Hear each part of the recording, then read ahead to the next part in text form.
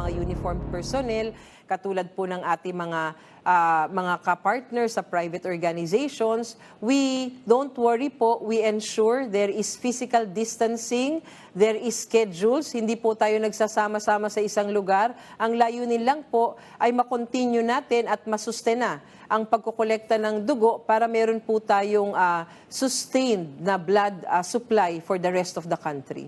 Maraming salamat, Yusek Vergere. Bigyan din natin ng daan ang ilang mga katanungan na kalap ng Philippine Information Agency mula sa ating kasamang Alexa Tinsay. Alexa. That was held Undersecretary Miriam Rosario Vergere giving us an update on the COVID-19 situation in the country. We'll get to the details of that later. Good morning. This is the special coverage of the coronavirus crisis using the combined forces of News 5 and Signal TV's 1 News, Radyo 5, and 1PH. Extra powers are in the offing for President Duterte with the newly signed Bayanihan Act. The law grants him tighter grip on operations related to the country's fight against the COVID-19 pandemic. Here's the recap. It was past midnight when palace officials announced that President Duterte has signed the Bayanihan to Heal S1 Act, a day after the Senate and the House of Representatives held special sessions to fast-track the passage of the bill. The measure grants the chief executive additional powers to deal with the COVID-19 pandemic. In a taped address last night, President Duterte has thanked the Congress for the bill, which now allows the executive department to, quote, move, decide, and act freely to address the public health crisis. He also assured the public anew that concerned government agencies are on top of the situation. To the Filipino people, rest assured that your entire government is working hand in hand to safeguard your health, safety, and well-being in the face of threat posed by COVID-19. We will address all the different issues brought about by this pandemic, as well as ensure the protection of all our people, especially those who are serving in the front lines. Among the extra powers vested on the chief executive is to direct operations of private establishments, which may play an important role in filling the gaps in the country's medical facilities. Duterte may also realign certain items in the national budget under the measure. Each low-income household is seen to receive some 5,000 to 8,000 pesos in aid from the government. The president also thanked health workers and other frontliners who have sacrificed their lives to help contain the COVID-19 spread. He then ordered government agencies to cut red tape and make life easier, especially for the health sector. Cut red tapes. I do not want red tapes. I do not want so many questions. Pagka sinertify ng isang government employee, I said, do not commit the mistake and we will all be happy and comfortable. Huwag ninyong, kung gusto ninyong magloko, huwag ninyo itong panahon na ito. The president also appealed to the public to stay at home as the country scrambles to contain the COVID-19 spread, assuring the Filipinos that help will come in form of food, water, and other basic needs. I repeat, stay home, huwag matigas ang ulo. The outcome of this war depends largely on you as well.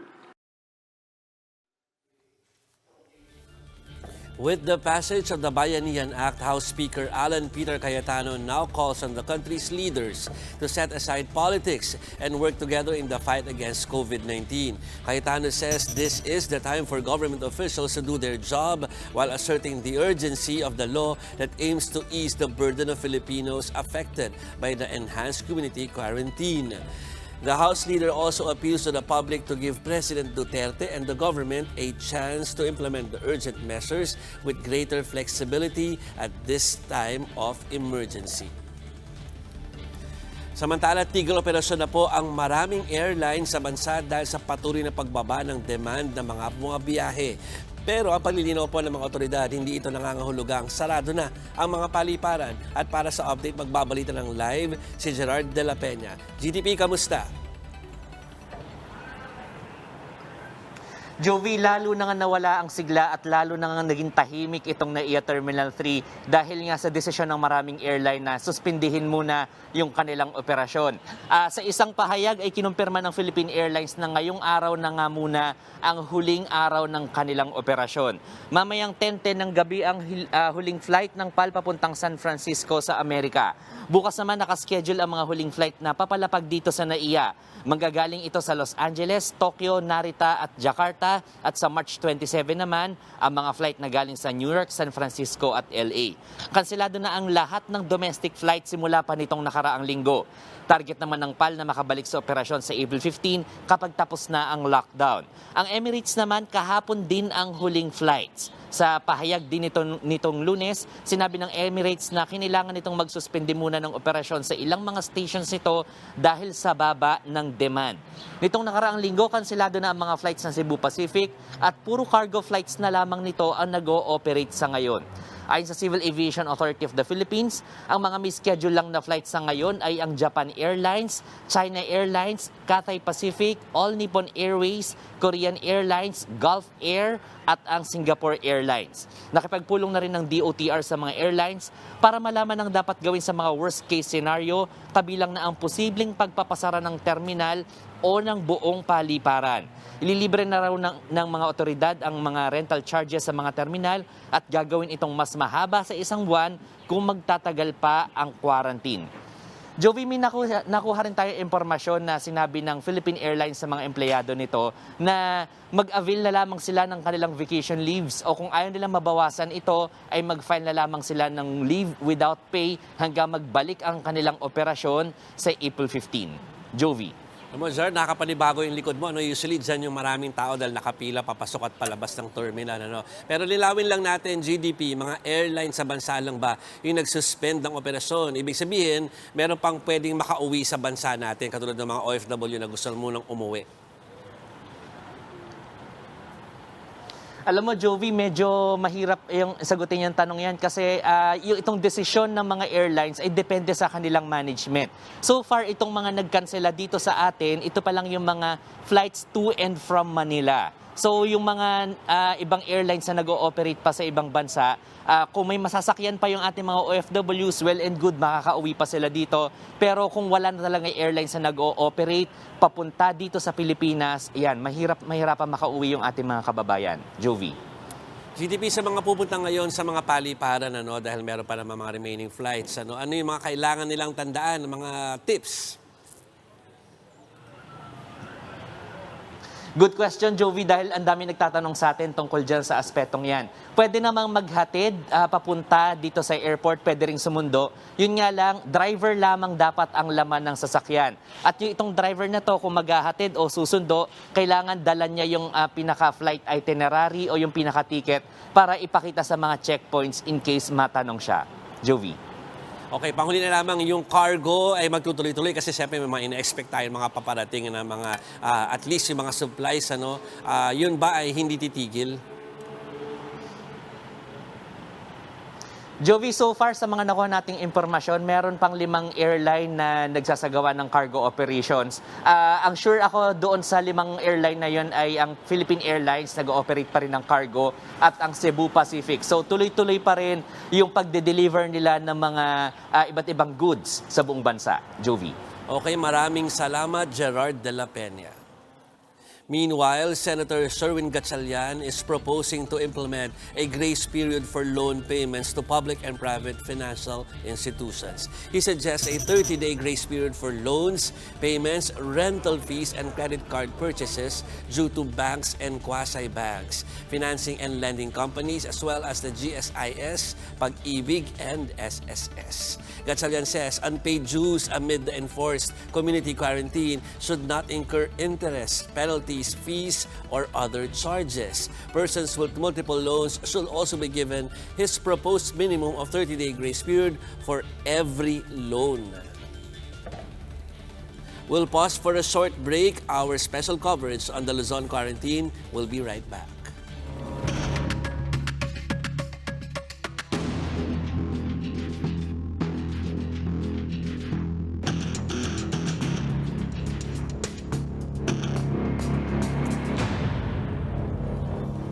Welcome back. You are still watching the special coverage of the coronavirus crisis using the combined forces of News 5 and Signal TV's 1 News, Radyo 5 and 1PH.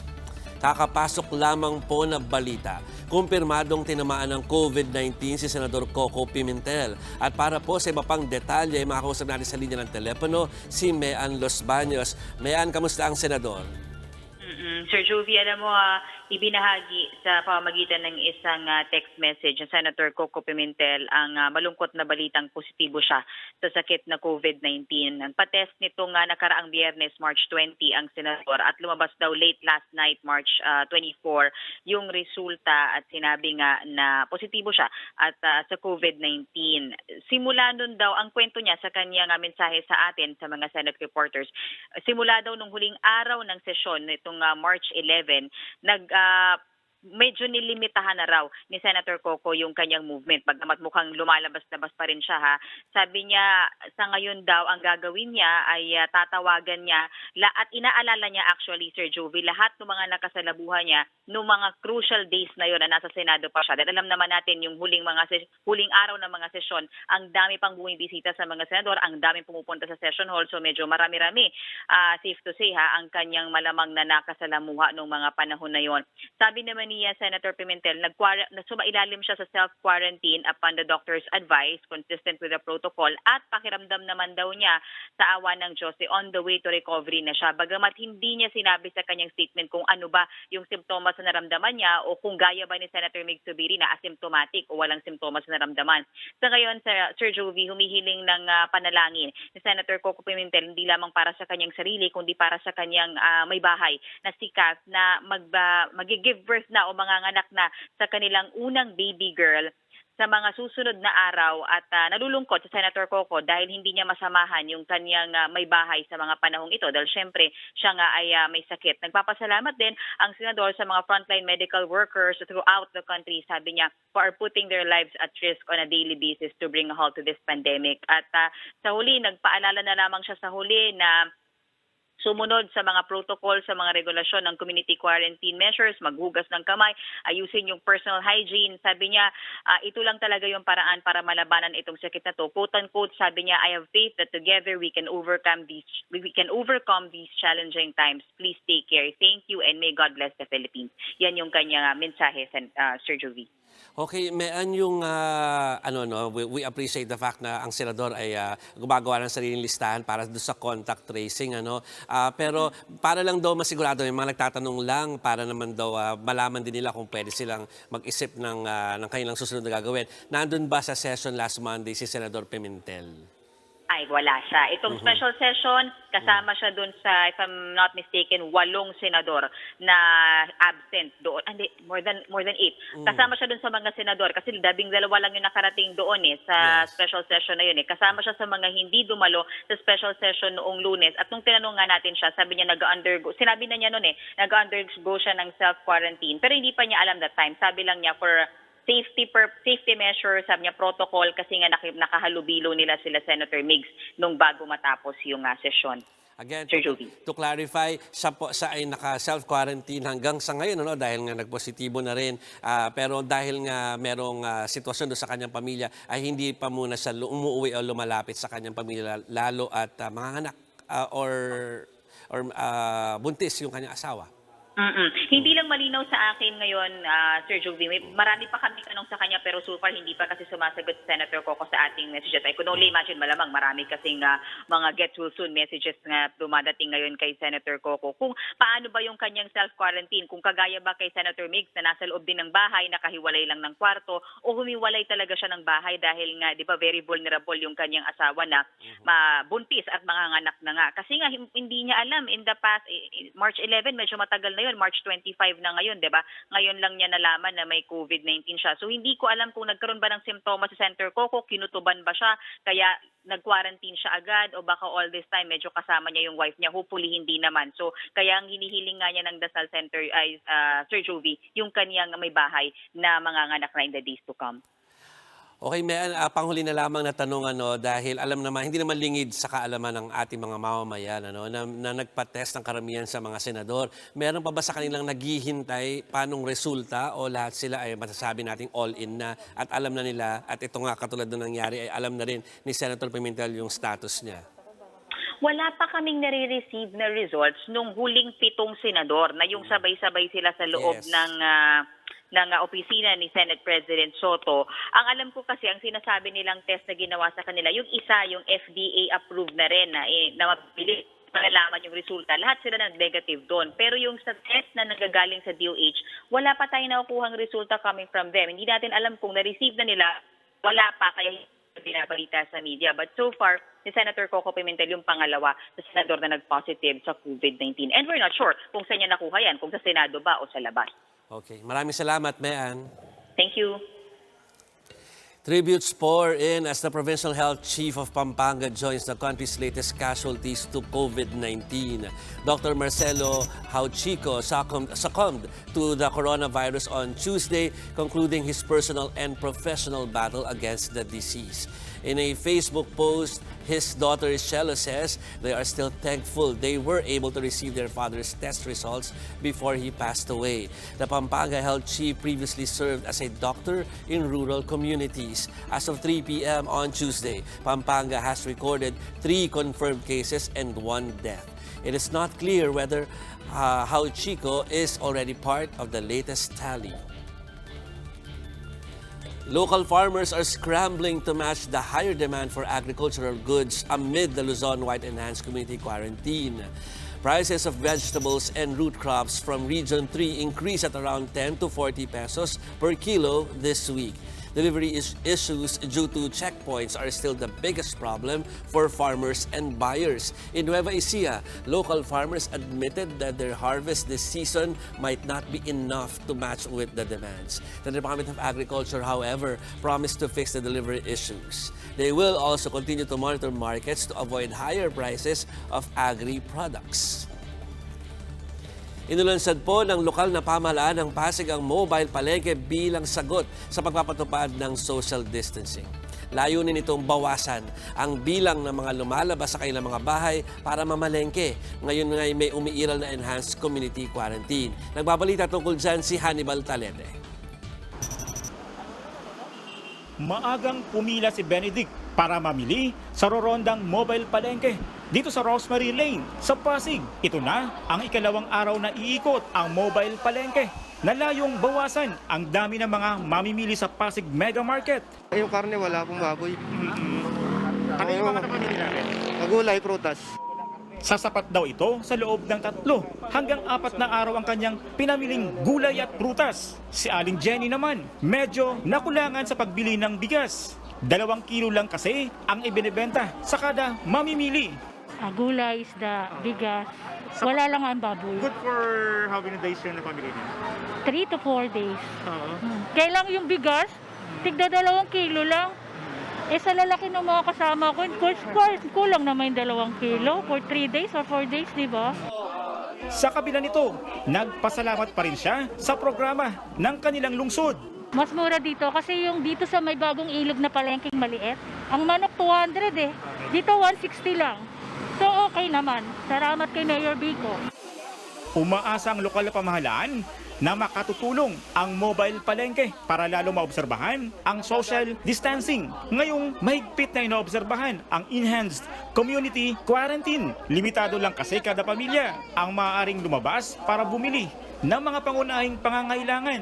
Makakaasa raw ang mga taga-Pasig na presyong palengke ang mga produktong mabibili sa mobile palengke. Kaninang madaling araw, inikutan natin ang mga palengke dito sa Pasig at kapansin-pansin, hindi na gaanong nagsisiksikan ang mga mamimili. Ngayong araw, iikot ang Pasig Mobile Palengke sa mga barangay ng Pineda, Kapitolyo, Bagong Ilog, San Miguel at Pinagbuhatan. Hannibal Talete, News 5. COVID-19 cases continue to rise across Europe and the Middle East. In France, authorities reported 240 new deaths due to the disease, raising the death toll to 1,100, while positive cases have reached the 22,000 mark. They are now the fifth country in the world to report more than 8,000 coronavirus deaths after Italy, China, Iran, and Spain. In the United Kingdom, around 250,000 volunteers are needed to help its health sector to address the pandemic. The Health Ministry is asking volunteers to help deliver medicines from pharmacies, driving patients to and from hospital appointments, and phoning people quarantined at home to check up on them. UK will also open a new temporary hospital next week in London to treat as many as 4,000 people. Meanwhile, in Turkey will stop exporting locally made face masks to prioritize their own health services. The government would seize factories if local producers did not agree to sell the masks to the health ministry. COVID-19 cases in Turkey is nearing to reach the 2,000 mark.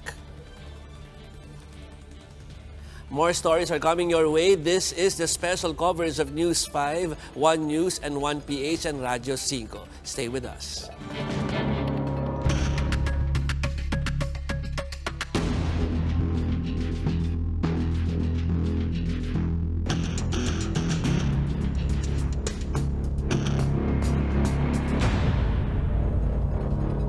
You are still watching the special coverage of the coronavirus crisis of News 5 with Signal TV's 1 News, Radyo 5, and 1PH. Posible raw na artificial rise lang ang nangyayari sa pagtaas ng bilang ng COVID-19 cases sa ating bansa. Yan ay ayon mismo kay Health Undersecretary Maria Rosario Vergere. Para po sa detalye na magbabalita po ng live si Maricel Halili. Maricel, any updates?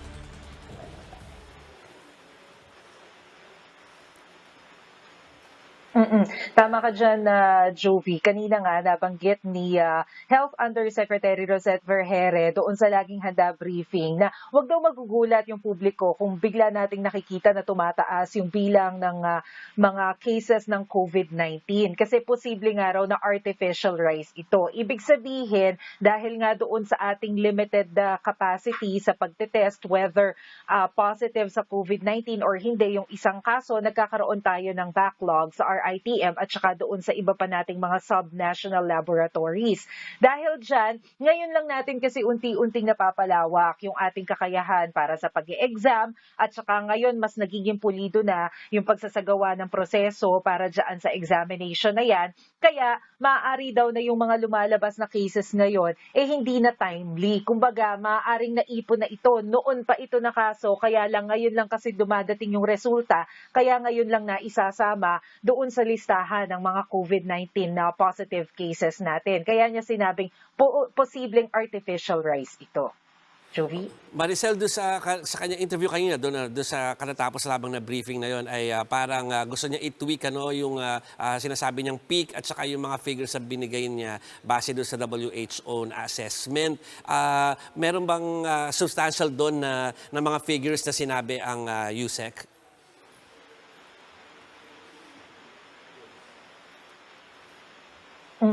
Ang sabi kanina ni Yusek Vergere, Jovi, ang tansya daw kasi posible na marating natin yung peak nitong COVID-19 cases sa Pilipinas probably in 2 to 3 months. Pero ito ay estimate lang naman. Sa ngayon daw kasi nagsasagawa pa raw sila ng mas malalim na pag-aaral. Kasi ito namang sinasabi na estimate na peak na in 2 to 3 months, yan ay kung walang gagawing hakbang ang pamahalaan at papabayaan na lang na kumalat yung COVID-19.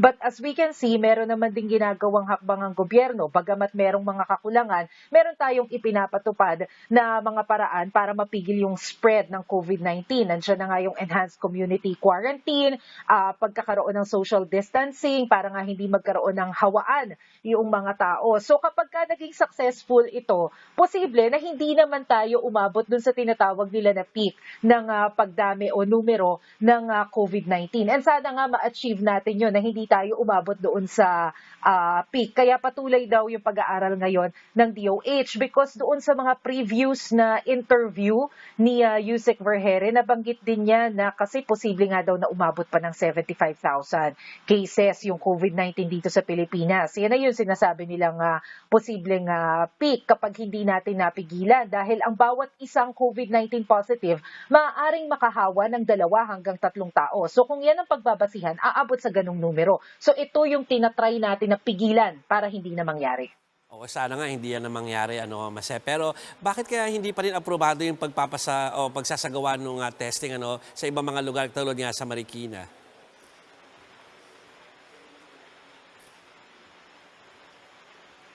Oo, kasama rin ako dun sa mga nagtataka kasi alam mo naman, Jovi, di ba, tubong Marikina. So gusto ko rin, meron talaga na laboratory test doon, area sa Marikina. Pero ang paliwanag kasi ng Department of Health kanina, hindi naman sa ayaw nilang aprobahan yung laboratory ng Marikina. It's just that responsibilidad din kasi ng Department of Health na tiyakin na talagang epektibo at saka kumbaga makakapagbigay ng tamang resulta yung proseso na gagawin sa bawat syudad. Kaya meron daw silang requirements na hinihingi bago mag-aproba ng mga laboratory centers na katulad ng sa Marikina. Once na na-meet yung mga requirements na yon at once na nakapasa sila doon sa pagsusuri ng DOH, bibigyan naman talaga sila ng permiso na mag-operate. It's just that sa ngayon, kailangan lang daw tiyakin na kumbaga accurate, yung accuracy ng magiging resulta kapag binigyan na ng go signal na mag-operate yung laboratory center sa Marikina.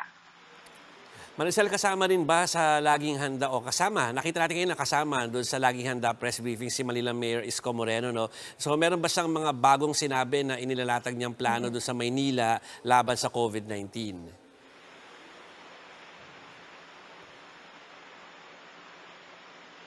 Jovi, kanina natanong si Manila Mayor Isko Moreno kung ano yung plano niya once na nagkaroon ng, wag naman pero kung magkaroon kumbaga ng malakihan na spread ng COVID-19 dyan sa Manila. Ang sinasabi niya, kapag umabot sa ganong senaryo, ang plano nila, yung Santa Ana Hospital daw, tatanggalin lahat ng ibang pasyente dyan na may ibang kaso. Kumbaga, gagawin siyang concentrated doon sa mga COVID-19 cases para nakakonsentrate lahat doon. Meron na rin daw siya, ngayon, kung hindi daw sapat yung facility na yon, kinausap din daw niya yung mga school heads, mga school administrator, na kapag umabot talaga, worst comes to worst, baka pwedeng payagan yung mga silid-aralan sa mga school na gawing quarantine area. So far, naaprubahan naman daw ito na yun yung kanilang next step kapag hindi umubrat, nagkasya doon sa Santa Ana Hospital,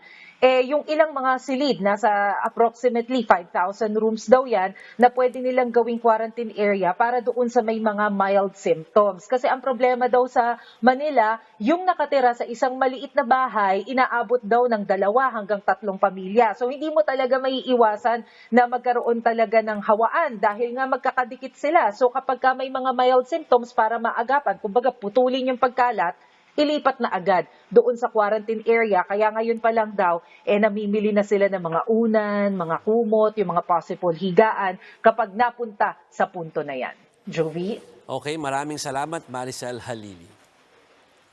Aminado naman po mga pulis at kawani ng barangay na nangangamba sila sa sariling kalusugan ngayong panahon nga ng COVID-19. Sa kabila po nito, tuloy lamang daw sa pagbabantay ng border at checkpoints para sa ikabubuti ng lahat. Nagbabalita si Justine Punsalan. Hindi lang mga doktor at health workers ang itinuturing na frontliners ngayong panahon ng COVID-19. Kabilang din sa kanila ang mga pulis at kawani ng barangay na nagbabantay sa mga border.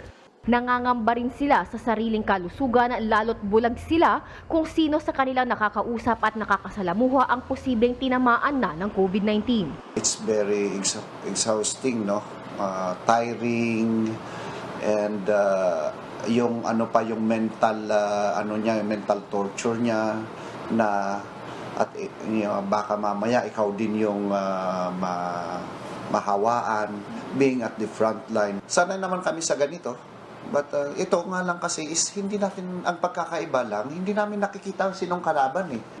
Sa kabila nito, tuloy pa rin ang trabaho. Talagang matatapang ang pulis natin. Nakita mo, nandiyan sa kalsada, nakita mo, nagpapatupad pa rin ng batas, nakita mo, halos lahat ng ikutin mo dyan, makikita mo yung pulis nagtatrabaho, hindi sila takot. Siyempre, nag-iingat lang din kami, no? At hindi namin pwedeng sabihin, baka mahawa kami, hindi na ako magtatrabaho. No. Hindi ka nagpulis para sa pansarili mo. Nagpulis ka para maglingkod. Kaya naman tinitiyak ng pamunuan ng Manila Police District na kumpleto sa gamit ang mga pulis bago sumabak sa pagbabantay sa mga border ng lungsod at sa pag-iikot sa mga residential area. Pero hindi rin maiiwasan na may mga pasaway silang paulit-ulit ng nasisita. Doon sa checkpoints natin, magagalit pa sila. Bakit daw natin sila inaanuhan? Or bakit pa natin sila ini-strictuhan? Yung iba naman, magsisinungaling sila, di ba? Magano sila, mamamasyal lang, may pupuntahan lang sa kaibigan. Pati sa mga kulungan sa mga police stations, aminado silang pahirapan ng pagpapatupad ng social distancing. Minabuti na hindi isama sa mga kulungan ang mga bagong huli. Bawal na rin muna ang malapitang pagdalaw. At kung puno na ang kulungan, pwedeng dalhin ng iba sa mga police community precinct na may sariling selda. Pagod, puyat, talagang ganun, public servant. Kailangan. Para sa mga pamilya rin namin, para sa buong barangay namin, kailangan namin gawin. Bilang tugon sa pagpapanatili ng kanilang kalusugan, binibigyan na rin ng vitamin supply ang mga pulis para mapalakas ang kanilang resistensya. Justine Punsalang, News 5. Former Manila Archbishop Luis Antonio Cardinal Tagle will lead the Healing Rosary for the World live from Rome. The event will happen at the Pontificio Colegio Filipino at 9 p.m. and will be live streamed on Facebook. It is one of the Catholic Church's efforts to stop the spread of COVID-19. Prior to the healing prayer, the Catholic Bishops' Conference of the Philippines affirmed its participation in the call of Pope Francis to join in the Lord's Prayer in response to the pandemic. Smart Communications partners with the country's top OPM artists to raise funds for COVID-19 frontliners. They will launch the Smart Music Live online sessions, a series of live online shows on Facebook. It will run for 8 weeks. Partner bands include Moonstar 88, Six Cycle Mind, Pedicab, Grace Note, Banda ni Cleggy, Imago, and Ultra Combo. The Smart Music Live online session is also set to unveil more performances to pay tribute to our health workers. And that's the latest on the enhanced and expanded community quarantine in Luzon. For more updates, follow News 5, The Philippine Star, and Business World Online. I'm Joby Francisco. We are One News.